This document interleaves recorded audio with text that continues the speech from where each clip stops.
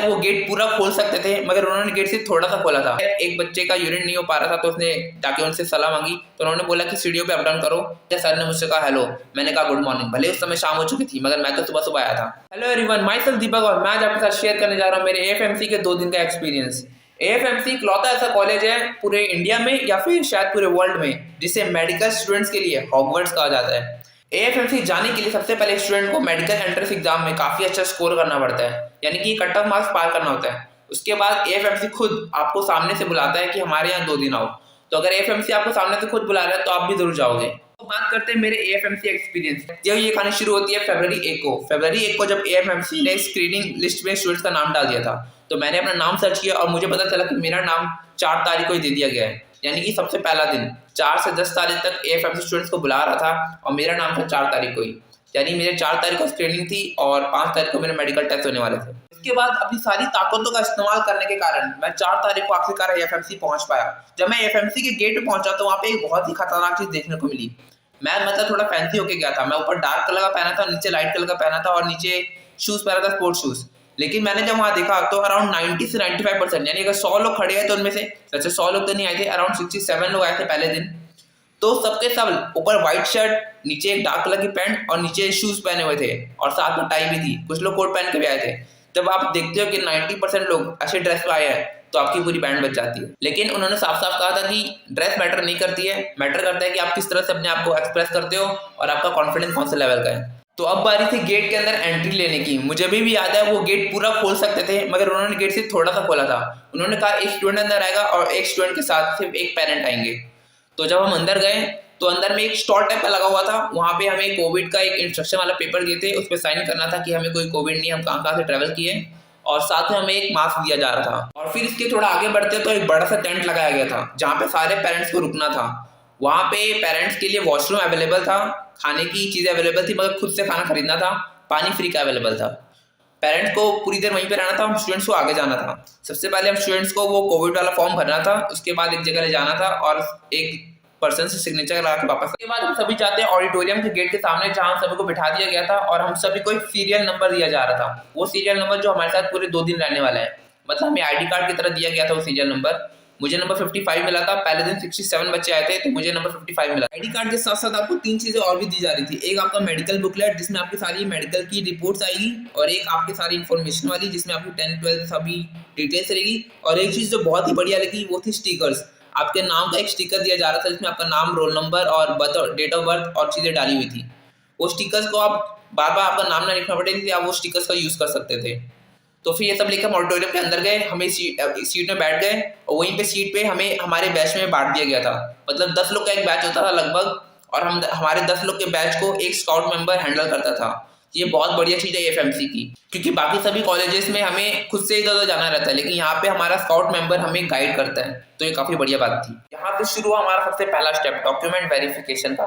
सारे स्टूडेंट्स आगे बढ़ रहे थे, उनका डॉक्यूमेंट वेरीफाई हो रहा था। सबसे पहले स्टेज के नीचे वेरीफाई होता था एक बार, और उसके बाद फिर स्टेज के ऊपर जाके वेरीफाई होता था।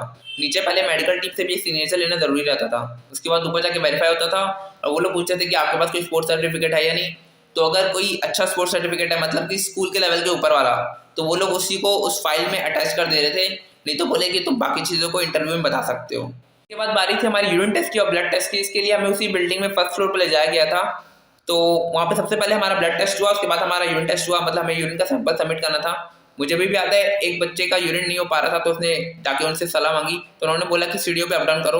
तो उसने थोड़ी देर अप डाउन किया तो फिर भी उसका नहीं हुआ, तो उसने फिर लिख के दिया कि आधे घंटे बाद आके वो अपना यूरिन सैंपल जमा करेगा। उसके बाद हम सभी को ले जाया गया था लाइन में लाइब्रेरी की तरफ। लाइब्रेरी में होता है हमारा टॉयलर और पैड टेस्ट। सबसे पहले हमें लगा कि हमारा टॉयलर होगा, जैसे सभी बोलते हैं सबसे पहले टॉयलर होता है फिर पैड होता है, लेकिन सबसे पहले कराया गया पैड टेस्ट।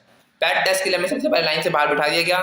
फिर हमें बोला गया कि कैसे कैसे क्वेश्चन आएंगे। फिर हमें कंप्यूटर में अंदर ले जाया गया और फिर हमारा पैड टेस्ट शुरू हो गया। उन्होंने कहा कि आप जितनी जल्दी टेस्ट कंप्लीट कर लोगे उतना फायदा रहेगा, आप आगे जा सकोगे। लेकिन हम सभी बहुत धीरे धीरे कर रहे थे। और जब मैं कर रहा था, जब मैं क्वेश्चन नंबर 40-41 में था, टोटल 60 क्वेश्चन थे, मैं 40-41 में था, मेरे बैच वाले स्टूडेंट्स ने कंप्लीट करना शुरू कर दिया था। तो उसके बाद मैंने बहुत तेज करना शुरू कर दिया। उसके बाद जब पेपर कंप्लीट हो गया तो उन लोग उसका एक प्रिंट आउट निकाल लेते हैं और फिर उसको हमारे उसी फाइल में ऐड कर देते हैं। तो आपका जो पैड का स्कोर है और मतलब कैसे क्वेश्चन आए थे और सारी चीज़ें एक प्रिंट आउट में रहती है और वो आपके मेन फाइल में ऐड हो जाती है। इसके बाद हमें ले जाया गया टॉयलेट टेस्ट के लिए। उसके लिए पहले बाहर थोड़ी देर वेट किए, फिर कंप्यूटर वाले में गए और वहाँ पे 40 क्वेश्चन थे इंग्लिश के और मैथ्स के, बहुत ईजी थे। इंग्लिश में अगर कोई चीज़ हार्ड आ सकती है तो वो सिनोनिम और एंटोनिम है, वो भी उतनी ज़्यादा हार्ड नहीं थी, ईजी थी। तो हमारा टॉयलेट खत्म हो चुका था और हम सभी जानते थे कि अब हमारा इंटरव्यू होने वाला है, तो सभी ने अपना कोरा ऑन कर लिया और इंटरव्यू की जितनी हेल्प उन्हें मिल सकती थी कोरा और बाकी सारी चीज़ों से उन्होंने वो लेनी शुरू कर दी। लेकिन इंटरव्यू से पहले आता था प्री इंटरव्यू।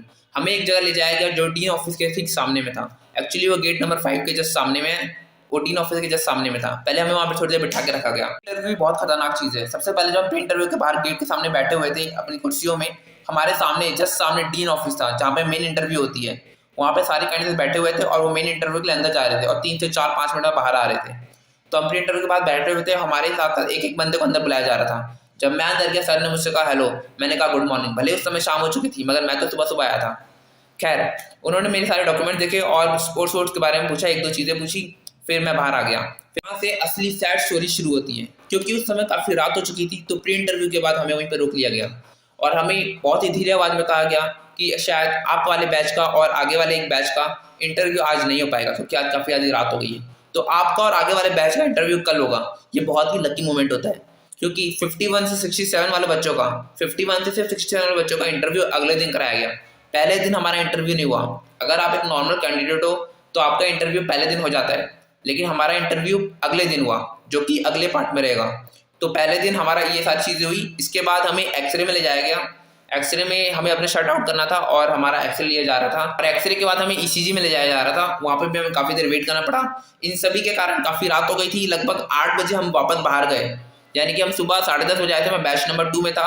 10:30 बजे हम अंदर आए थे और लगभग 8 बजे हम वापस गए। इस वीडियो को यहीं पे रोकते हैं, ये वीडियो काफ़ी बड़ी हो चुकी है। डे 2 की सारी चीज़ों को पार्ट 2 में लाएंगे कि डे 2 में क्या क्या हुआ, वो सारी चीज़ें पार्ट 2 में डाल देंगे।